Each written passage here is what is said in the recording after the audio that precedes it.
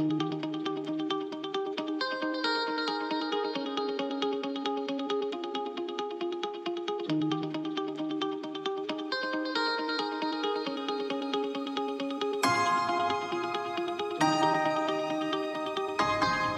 Setangkai Dupa, penyebaran masyarakat keturunan Tionghoa di Indonesia selalu menarik untuk diteliti, bahkan hingga ke daerah pedalaman Jasima, Kabupaten Bogor.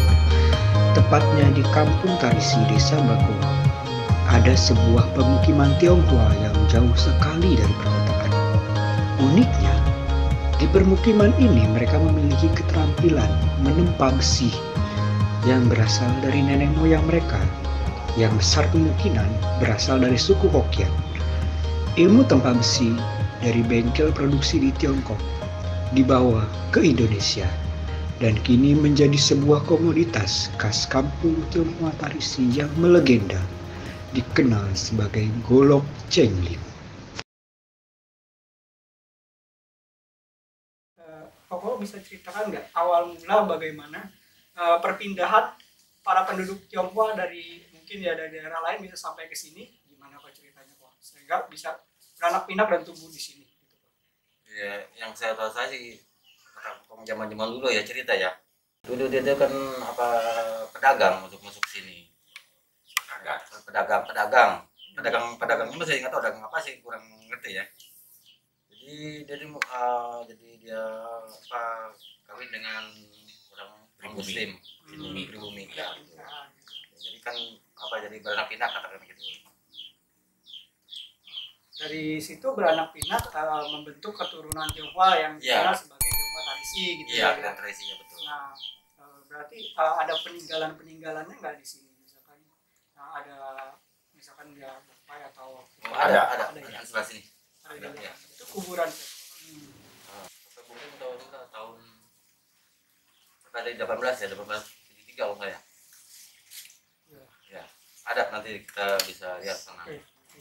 Kita sudah akan mencari tahu lagi ya tentang siapa Mpe Bun Kim, dan kalau boleh tahu peran Mpe Bun Kim itu di sini apa sih? Kalau di sini sih peranannya sih jadi kayak semacam orang kayak tabib ya. Iya. Untuk pengobatan. Oh, dia jadi kayak tabib yang memang memiliki kemampuan untuk mengobati gitu orang sakit seperti itu ya. Kan saya cerita begitu. Nah, kemudian saya masuk ke Kosinian dan mungkin Ko Lilin juga boleh bantu jawab ya. Nah, kita kan di sini komunitas Tionghoanya nih pada pandai besi nih, pada menempa golok gitu ya, bikin kerajinan dari besi gitu yang dilakukan secara manual gitu ya. Kalau boleh cerita nih sejarah asal mula kalian tempa goloknya ini, asalnya kira-kira dari mana Kak? Apakah memang dibawa dari para nenek moyang kita dari Tionghoa atau apa nenek moyang kita belajar gitu di sini? Kata Kong ya saya cerita ya. Maaf juga kepada luar saya salah saya hisap ya. Katanya sih ada ya orang pribumi yang ngerti kena golok. Jadi orang Cina yang punya modal katanya gitu. Jadi ya kita gabung situ dah. Para fungsi ya. Ya. Sebaliknya juga sekarang juga sebaliknya zaman generasi kesini juga banyak orang pribumi yang belajar ke kita tanpa modal, jadi ikut kita kerja bantuin aja buka sendiri, dia gitu bisa buka sendiri. Iya betul. Ini jadi masalah. Nah, banyak. Kalau Sunyan sendiri tahu kalau untuk di daerah Tarisi sini itu kira-kira masih berapa banyak pengrajin penempa golok ini yang masih aktif sampai saat ini? Yang aktif masih sampai saat ini ya, yang saya ini 30 kakak. 30 kakak? Dia itu di luar dari Tionghoa. Kalau yang se-Tionghoanya itu cuma 30, tapi kalau semuanya sama yang pribuminya ya lebih dari 30. Mencapai 60-70? Nggak nyampe sih, cuma nyampe 50-60 lah. 50-60 kakak ya? Berarti memang keahlian tempa golok ini sudah berkembang di daerah Tarisi sini, dan tidak hanya spesifik ke komunitas Tionghoa, tapi memang komunitas pribumi pun ikut bergabung. Jadi kita belajar bersama di sini, tumbuh bersama, dan jadi terkenalnya namanya golok Tarisi seperti itu ya. Golok cenglim. Nah, itu kenapa bisa dipanggil golok cenglim itu? Jadi kalau golok cenglim itu, maaf kalau dulu juga ya, bisa saya salah ngomong. Dulu kan ada keturunan Kong Kimji itu kan ada punya 9 anak. Hmm. Ya kalau nggak salah punya 9 anak, 4 lelaki, 5 perempuan. Nah yang 4 lelaki ini yang bikin golok. Jadi satu namanya Sucok, Cenglin dulu. Cenglin, Sucok, Sunteh, Mongoti, kakak ngkong saya.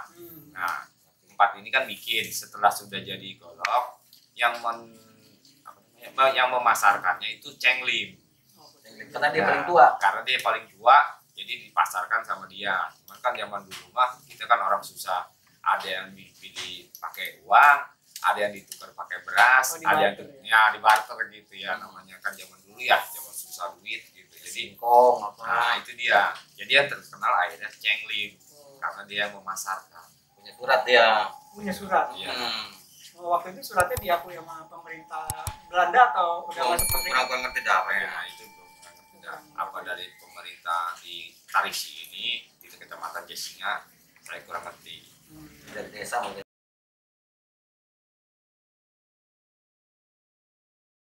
Kalau nyari apa-apa, nyari dekat sungai. Dia nyari dekat sungai karena kalau secara homestay ada kehidupan dekat sungai, makanya dicari dekat sungai gitu.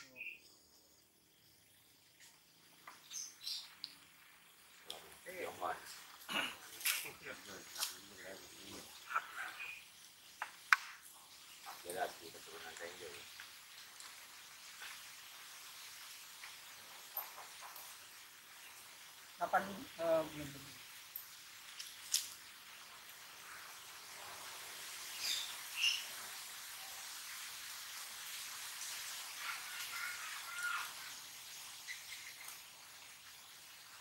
Akhir 1800. Akhir 1800. Diperkirakan mereka sampai di sini sekitar kurang lebih tahun 1795. Hal ini berdasarkan perkiraan tarik dari kuburan Mpecu Bunkin yang bertarik 1932. Beliau dikenal sebagai tuan tanah, saudagar, sekaligus jawara kebatinan lokal di daerah sini. Di dekat dengan kuburan beliau masih ada kuburan Mak Nah beserta suaminya, yaitu Mak Nah sendiri adalah warga pribumi yang menikah dengan ayah dari Mpecu Bunkin. Sayang kuburannya tanpa tarik dan tanpa bongkai. Tapi besar kemungkinan dari kedua hipotesis yang berada dapat diperkirakan mereka sampai ke daerah Tarisi sekitar tahun 1790.